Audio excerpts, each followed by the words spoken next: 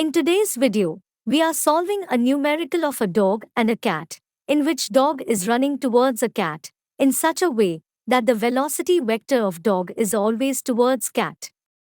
But the direction of moving of cat is constant. So let's find. Will the dog catch the cat? In the same problem, we are also finding the radius of curvature of path of dog and the acceleration of dog. Can you imagine, if the dog is running with constant speed, it will be accelerated? So, let's watch it.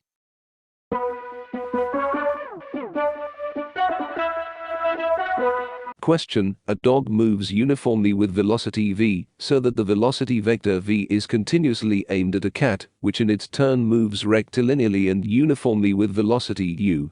At the initial moment of time, vector v is perpendicular to vector u and they are separated by a distance l. Find the time taken by the dog to catch the cat if part A, v is greater than u, part B, v is equal to u, part C, v is less than u. Next part, find the magnitude of acceleration of dog when the velocity vector of dog makes theta angle with the direction of cat. Next part, find the radius of curvature of path followed by dog at that instant.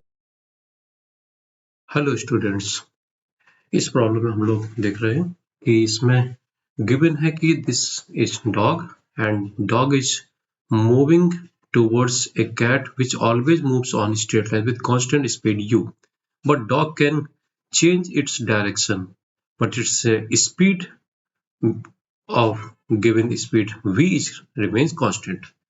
So इस case में ये होगा कि जैसे जैसे cat आगे बढ़ेगी, starting में t = 0 पे ये कैट यहाँ पर है इस पॉइंट पे और डॉग यहाँ पर है, और जैसे ही डॉग कैट आगे बढ़ना शुरू करेगी, डॉग अपना पाथ को चेंज करना शुरू करेगा। तो पहले भी हम लोगों ने इसी टाइप के केस लिए थे, जहां पे ट्रायंगल में देखा था 3 पार्टिकल्स मूव कर रहे थे एक दूसरे की तरफ और वो अपनी डायरेक्शन चेंज करने में लगे हुए थे। तो यहाँ पर हम लोग ये देखेंगे कि जब कैट यहाँ से आगे बढ़ेगी तो धीमे धीमे डॉग यहाँ से स्टार्टिंग लेकर के ऐसे ऐसे ऐसे ये आपका डायरेक्शन चेंज कर रहा होगा। ठीक है, तो मान लेते किसी समय पे जब डॉग यहाँ पे पहुंचा है, तो इसका मतलब उस समय हम लोग ये कहें कि जो कैट की पोजीशन होगी वो यहाँ से यहाँ पे होगी इस पॉइंट पे। तो कैट उस समय यहाँ पे चल रही होगी, ये इसको हम लोग कोई नाम दे देते हैं, suppose C dash and this is D dash. तो ये डॉग की उस समय की वेलोसिटी का वेक्टर हो गया and suppose this angle is theta. तो हम लोग को जो सेकंड केस में यहाँ पे दिया गया सेकंड पार्ट में कि डॉग थीटा एंगल बना रहा है उस समय, तो उस समय हमको ये वैल्यू बतानी है।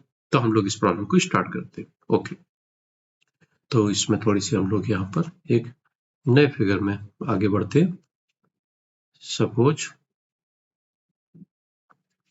ये हमने यहाँ पे एक ये लिया डॉग और कैट। तो आप देख रहे होंगे कि किसी भी इंस्टेंट पर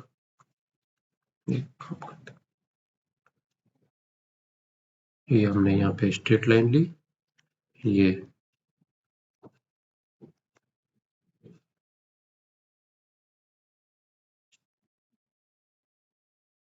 ये कैट की पोजीशन हो गई यहाँ पे and this is C dash.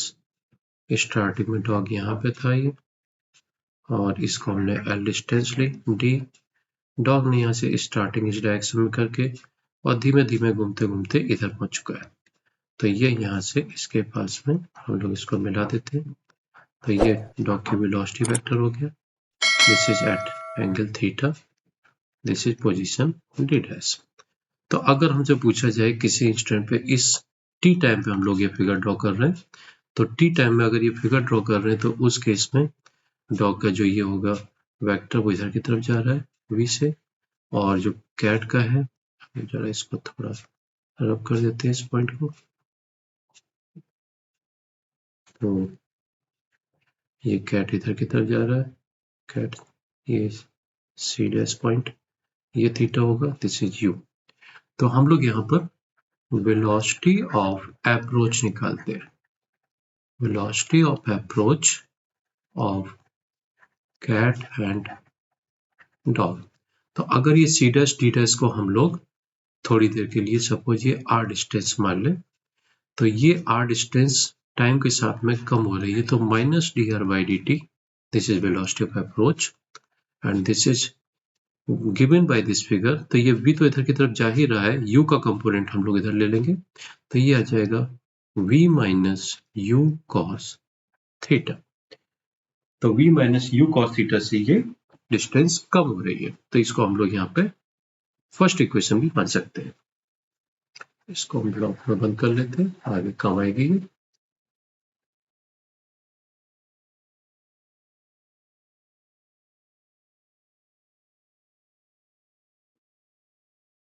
Okay, तो हम लोगों को यहाँ पे फर्स्ट पार्ट में ये निकालना है कि अगर वेलोसिटी v u से ज्यादा हो, कम है, इक्वल होगा, तो कितना टाइम लगेगा उस डॉग को, कैट को पकड़ने में। तो ये हमारे पास में वेलोसिटी का अप्रोच निकल करके आ गया।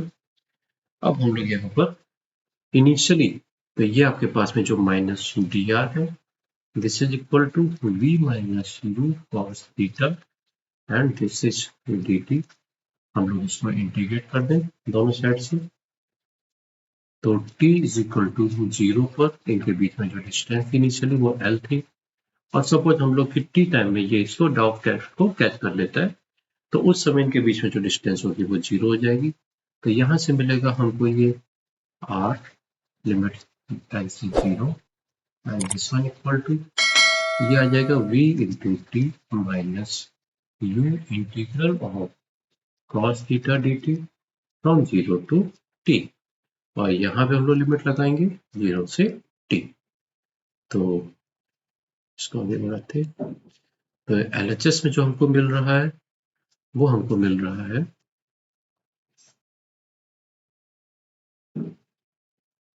LHS में हमको यहाँ पे मिला minus 0 plus l, this is equal to v capital T minus u integral of cos theta dt from 0 to t।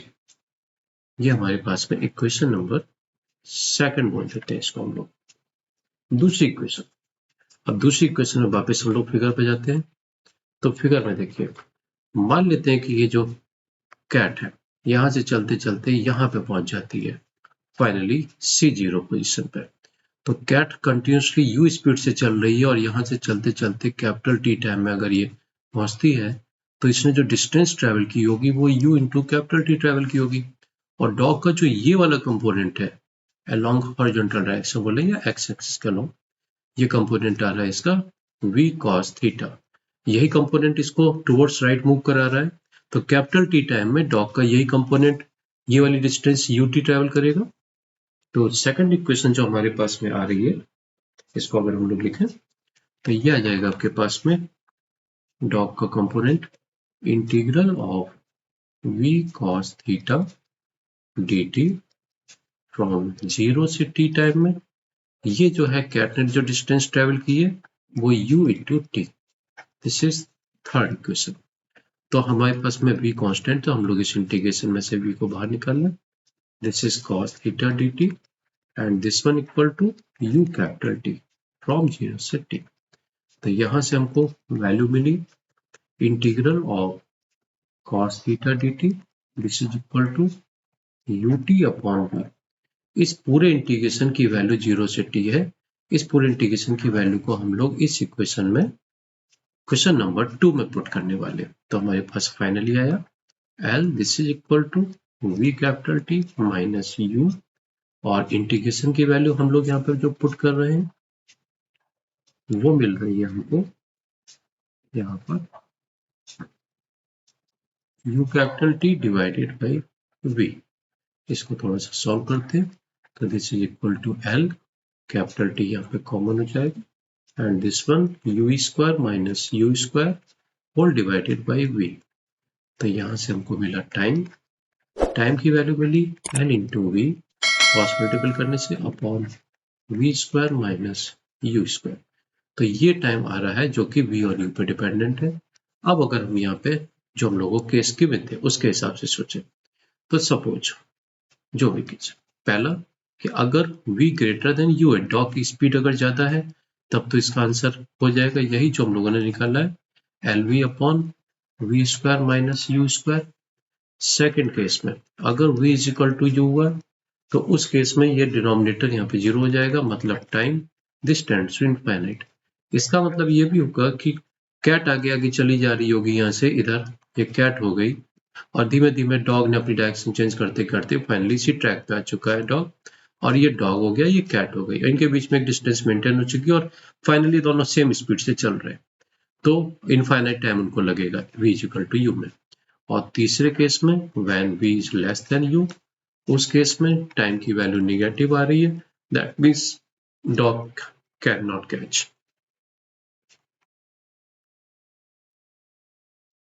Catch the cat. तो ये हमारे फर्स्ट पार्ट के तीनों पार्ट हो गए, फर्स्ट पार्ट के तीनों सेक्शन हो गए। अब आते हैं हम लोग इसके सेकंड सेक्शन पे। तो सेकंड सेक्शन में जो बी पार्ट में पूछा गया है, इसमें आपसे पूछा गया था, हम लोग वापस आ जाते हैं स्क्रीन पर, आपसे पूछा गया था find the magnitude of acceleration of dog when the velocity vector of dog makes theta angle with the direction of cat. तो ये तो हमने फिगर में थीटा ऑलरेडी सही इंक्लूड किया है। Find the radius of curvature of path followed by dog eight that instant. तो हम लोगों को यहाँ पर थीटा एंगल भी दिया गया है और साथ ही साथ जब आपसे भी पूछा गया कि मैग्नीट्यूड ऑफ एक्सेलरेशन पूछा गया है, तो मैग्नीट्यूड ऑफ एक्सेलरेशन में थीटा एंगल उन्होंने डिफाइन कर दिया है। और उस केस में एक ये भी कहते हैं कि इनकी एक जनरल डिस्टेंस जो है वो r, जो हम लोगों ने यहाँ पे अगले फिगर में एज्यूम किया था, वो भी हमको यहाँ पे लेनी पड़ेगी। तो सबसे पहले तो हम लोग यहाँ पे थ्योरी को आगे बढ़ाते हैं। तो थ्योरी में आगे बढ़ाने के लिए सपोज इसको मैं कलर चेंज कर देता हूँ, फिर से इस फिगर को बनाते हैं। ये कैट हो गई और कैट यहाँ से स्टार्ट कर रही थी और ये हमारा डॉग हो गया और डॉग ने यहाँ से घूमते घूमते स्टार्ट किया था, यहाँ तक पहुंच गया था और ये इसका एरो था एंड दिस इज कैट। ये हम लोगों ने डॉग और ये कैट की वेलोसिटी ली थी, ये थीटा लिया था इस पॉइंट डी डैश से। तो अब देखिए यहाँ से जो डॉग है, यहाँ से ये इस डायरेक्शन में तो केवल उस इंस्टेंट पे वेलोसिटी है, लेकिन ये जो थीटा दिया गया है, ये थीटा यहाँ पे मिलाने वाली लाइन। तो हम लोगों को यहाँ पे जब एक्सेलरेशन डिफाइन करना है, तो एक्सेलरेशन डॉग के अंदर हम लोग ये जानते हैं कि जो एक्सेलरेशन होता है वो दो टाइप के एक्सेलरेशन से मिलकर बनता है। एक होता है नॉर्मल एक्सेलरेशन जो कि रोटेट कराता है, इसको हम लोग सेंट्रीपिटल एक्सेलरेशन भी बोलते हैं, and second one is tangential acceleration. Tangential acceleration जो होता है इसका magnitude rate of change of speed.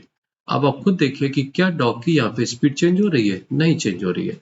इसका मतलब इस डॉग का एक्सेलरेशन जो टेंजेंशियल है वो तो जीरो हो गया। अब बचा क्या, अब ये डॉग जब यहाँ पे अपनी डायरेक्शन को चेंज करने में लगा हुआ तो लगातार ये रोटेट कर रहा है यहाँ पे ऐसे मिलाने वाली लाइन के हिसाब से। इसका मतलब ये हो गया कि ये इस डायरेक्शन में अगर कोई हम लोग उसको सेंटर बोले, तो इस डायरेक्शन में इसके डॉग के रोटेट करने का सेंटर बोले तो ये सेंटर हो गया और ये डॉग इस समय डी डैश पोजीशन पे, तो लगातार मिलाने वाली लाइन जो सी डैश डी डैश चल रही है वो रोटेट कर रही है। तो इसके अंदर केवल एक ही एक्सेलरेशन एग्जिस्ट कर रहा है, दैट इज नॉर्मल एक्सेलरेशन। तो नॉर्मल एक्सेलरेशन की वैल्यू को हम लोग कैसे निकालें, तो मान लेते हैं कि नॉर्मल एक्सेलरेशन जो इन जनरल होता है that is rate of change of velocity से ले लें, क्योंकि टेंजेंशियल तो ऑलरेडी जीरो है तो हम लोग यही ले सकते हैं।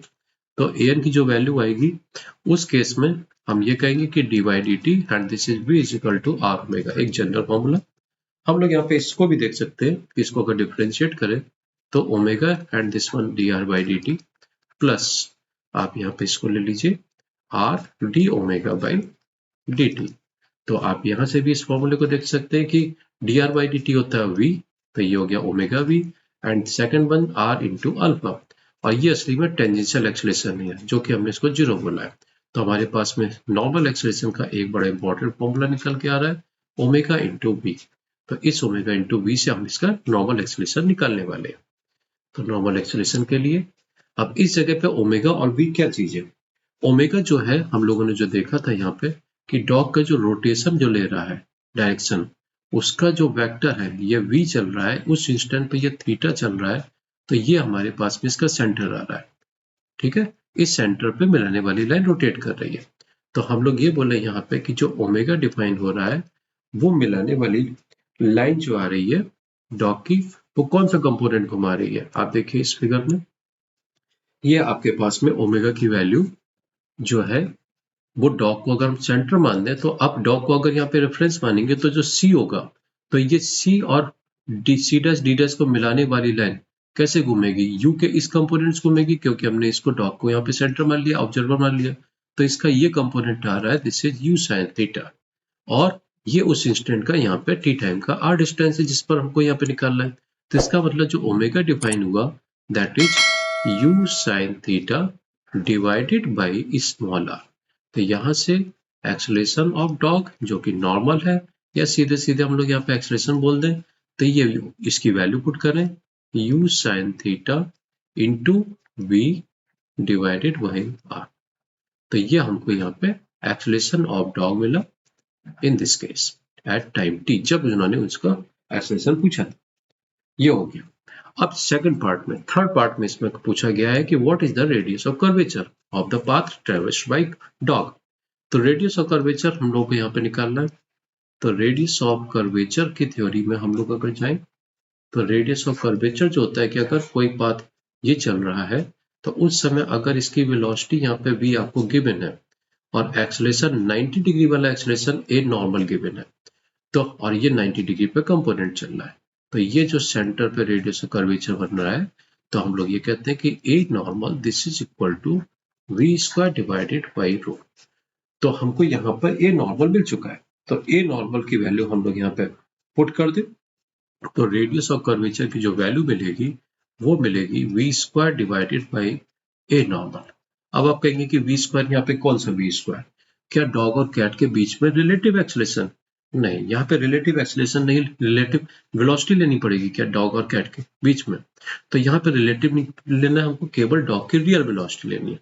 तो ये रियल वेलोसिटी वी स्क्वायर और ए एन की वैल्यू हम लोग यहाँ से u v sine theta divided by, तो ये ऊपर चला गया, तो यहाँ से हमको रो की जो वैल्यू मिल रही है that is equal to v r upon u sine theta.